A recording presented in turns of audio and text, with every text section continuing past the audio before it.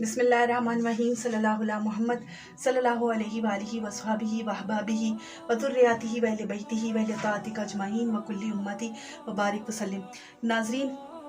آج جو میں آپ کو وظیفہ بتانے لگی ہوں اتنا آسان اور اتنا سادہ وظیفہ ہے اور اتنا بہترین وظیفہ ہے کہ جس سے ہم اپنی بہت ساری ہماری جو ضروری چیزیں ہوتی ہیں جیسے روپیہ، پیسہ، مال، کچھ بھی ہمارے اسباب ہوتے ہیں، مال و اسباب، کوئی چیزیں قیمتی ہوتی ہیں،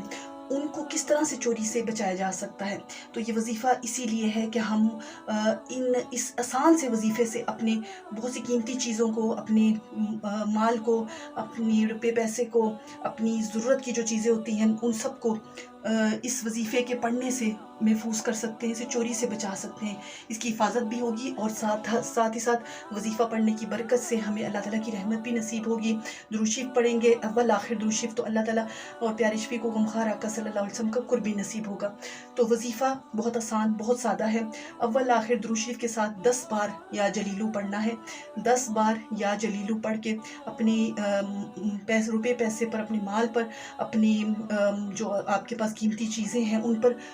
ایک دم کر دیں، ان پر پھونک دیں، اول آخر درود شریف بھی پڑھ لیں، تو انشاءاللہ تعالیٰ آپ کا وہ سامان، وہ